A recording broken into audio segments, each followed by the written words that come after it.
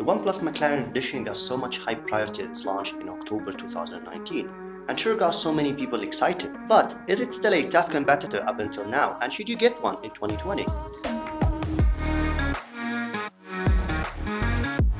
So I've been using the OnePlus 7T McLaren Edition for almost 6 months now, and became a fan since day one. But as much as I love the phone for having so many awesome features, I came to realize that few additional touches here and there would have made it the perfect phone. But before we go into details, here's what you need to know.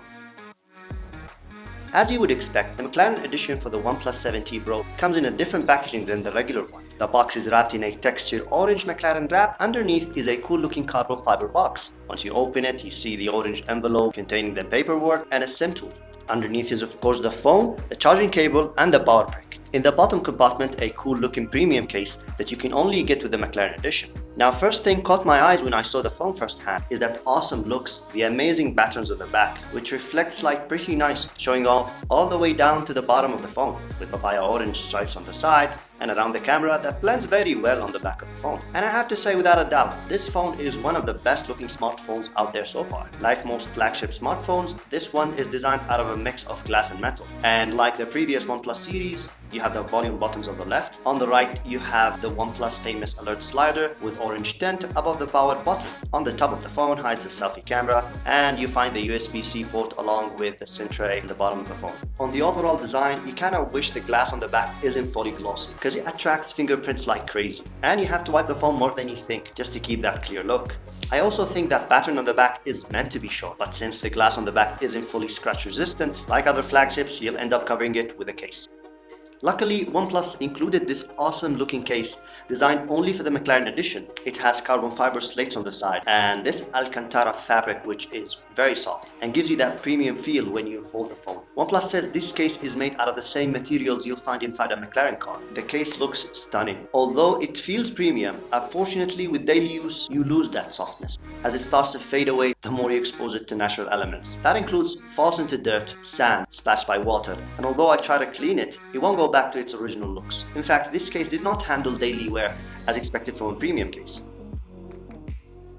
Now on paper, this phone is a beast, equipped with a Snapdragon 855 Plus chipset, octa-core CPU, Adreno 640 GPU, 12 gigs of RAM and 256 ultra-fast storage.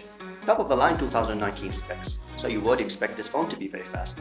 And yes, this phone feels smooth and snappy, handles games very well, even apps that require high performance like picture editing and video rendering. And what I really love about it is that it can handle big amounts of apps running at the same time all together with ease. You don't feel any lag and get your job done with minimum effort.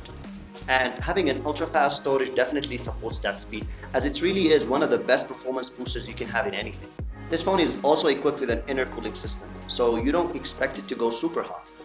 It gets slightly warm when you play heavy games for a while, especially if you're playing with the phone plugged in for charge. Still, it does not get very hot to a point where you start losing performance. This speedy experience is also backed by the Oxygen OS, which is by far one of the best operating systems there is, close to stock Android. Not only that, it offers a variety of customization options, where you can control what icons you see. You can also customize shapes, accent colors, tone styles, and my personal favorite, horizontal lights. It makes the notification alerts more vibrant and complements the look of the phone very well. The Oxygen OS is also designed to make your life easier by introducing some quick gestures that you can set up to do different tasks. Very useful to use. It even helps you manage stress and be more social with Zen mode, which when activated disconnects the phone from all notifications, and you can only activate the camera or emergency calls, giving you some time off. You also have gaming mode, which controls how you view your notifications while playing games and optimizes graphics. And when you want to focus the phone performance on gaming only, you have Fanatic mode, which blocks all notifications plus disables your second SIM tray to enhance network. Also, one thing you love about OnePlus in general is the frequent updates. Since October, the company updated this phone 4 times, either with new features or general fixes for bugs. Well, not for long. They just released the 5th. And that's something you don't see in most high-end phones.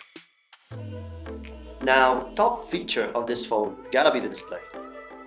It's an all-screen 6.67-inch rounded corners, Quad HD with 90Hz refresh rate, which gives you a faster and smoother experience while moving through menus, scrolling through your social apps, watching videos, and of course, more than ideal for gaming. Now, I heard many times that if you change from the 90Hz back to the 60Hz, you immediately feel the difference. At start, I thought it's a marketing gimmick, but then I did change to the 60Hz after getting used to the 90Hz for months. And yes, they were right. The phone feels definitely faster and smoother with the 90Hz. And I kinda felt a bit annoyed when I used the 60Hz for a while. But I also noticed that you're getting a much better battery life with the 60Hz. So having the option to choose between the two refresh rates is a win-win situation. The screen is also very bright, so you don't have hard time outdoor trying to check your notifications or watching videos under extreme lighting conditions. And since I was using a flat screen before getting this one, I thought having a curved screen will be annoying with the reflections on the side. But no, well, at least not so much. Now, in my opinion, the edgy screen made the phone look more futuristic. The only thing I think OnePlus could have made it better is the brightness adjustment, which could have been faster and better to adapt with the change of lighting conditions, especially in low light, where sometimes the screen lighting drops drastically to a point where it's lower than the lighting condition of the room. But that could be easily solved with a software update from OnePlus. The screen has a fingerprint sensor underneath, and it's fast, actually faster than the ones in other flagship phones. And when you use it, you see this McLaren Edition setup by default, different than the one you get in the regular OnePlus 7T and the 7T Pro, and also comes as part of the preset McLaren theme. Now on battery, this phone has a 4085 mAh battery, enough to get you through the day with your average normal use. However, gaming with the 90Hz with your SIM card data on can take its toll on the battery life. I pushed my McLaren Edition a few times and was able to get about 6.5 hours of screen on time. Luckily, fast charging is OnePlus specialty, and this phone comes with a 6 amps 30-watt charger capable of charging this phone up to 50 to 68% in just 30 minutes, which for most people is enough to get you through the rest of the day. This McLaren phone comes with a camera setup of 3 lenses. The main camera is a 48 megapixel with 1.6 aperture with both OIS and EIS. You also have an 8 megapixel telephoto lens with a 2.4 aperture and a 16 megapixel ultra wide with a 2.2 aperture. It's basically the same setup you find in OnePlus 7 Pro. The only difference is they added this macro mode, which enables you to take some close-up shots that I personally like. And I gotta say, you can get awesome details with it, and it gives you a new photography option, which until recently was only achievable by using third-party accessories and professional cameras. Although the OnePlus camera has been criticized for so long, in my personal opinion, I think these cameras can take some decent pictures, especially with the Pro mode. I do like to use the main camera for most of my shots since it has the best specs out of the 3, but I still think you can get some good pictures with the other 2 lenses in good lighting conditions and will get you by just fine. But I still think OnePlus could have added some software magic to optimize their camera performance in a way where it stands against cameras you find in other high-end phones. The night mode is definitely better than before, and you can get some awesome pictures with it. You also have the selfie camera, which is a motorized 16 megapixel with EIS, and it's great.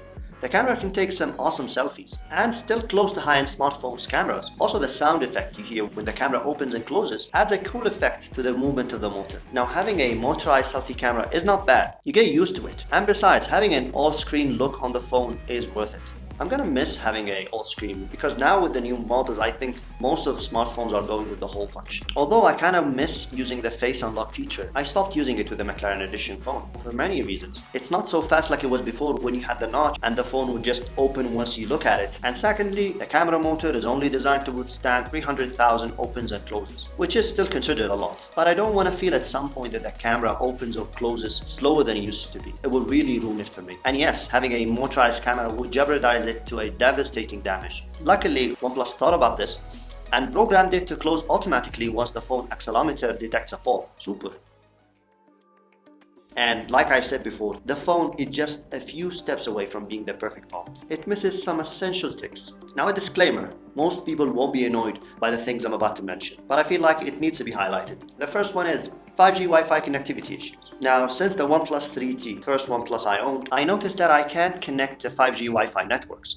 And I thought this was due to a software issue with my phone, or a required OS update. But then I tried the OnePlus 5, the OnePlus 6, 6T, and finally the 7T McLaren, and they all share the same issue. Although OnePlus indicates the phone supports the 5G Wi-Fi networks, I could not connect to any 5G Wi-Fi network, whether it's my home, my work router, or even hotspots, while at the same time, other smartphones are connecting normally to the same networks. Even my old broken HTC M8 is connecting to 5G with no issues. And like I said, most of the people won't be bothered by this. But if you're the type of person who streams movies at high resolutions either from the internet or your shared storage, you frequently transfer data between your home devices and your phone, you'll definitely miss connecting to a 5G Wi-Fi network instead of your regular 2.4. Even OnePlus Switch app gets buggy and keeps on disconnecting while transferring your data from phone to phone if your hotspot band is not set to 2.4. This issue has been discussed in OnePlus forums for quite some time, and I really hope that OnePlus fixes this. The second one is supporting CDMA bands, PC0 and PC1. Now, GSM bands are mostly used across the globe, but some countries still uses CDMA bands. And although the OnePlus phones are internationally unlocked, meaning that you can basically use them in most countries with most carriers. Now, my carrier main bands are PC0 and PC1, and for some reason I can't use my SIM card with the OnePlus phone. Starting with the OnePlus 5 all the way up to the 7T Pro. It's like these bands are locked somehow. So I go to a third-party phone service and unlocks the SIM restriction. But every time I update the phone, it goes back to locking the CDMA bands again. And I have to do the third-party unlock every time I update the phone, which is a sheer pain. And like most people, I like to keep my phone updated with the latest features, but at the same time, losing coverage suddenly in case I left the automatic update on is not an ideal situation. So I do wish the OnePlus just removes whatever lock they have on these bands, at least for the international version. Now, one last thing. Now, having a beautiful phone like the McLaren 7T Pro made me think, what if OnePlus designed a clear sapphire back glass instead of having a case that hides the looks of the phone? Or even make the whole glass of the phone sapphire? Wouldn't that be interesting to see? So, should you get this phone in 2020? I think yes, definitely. Although this phone is currently priced at the same range of a Note 10 Plus, with OnePlus you still get a display with a faster refresh rate, better looks, a better operating system, so a better value for money. I hope you liked this video. We'll be coming back with more, so definitely stay tuned. Wishing all those affected by the pandemic a fast recovery. Stay home, stay safe.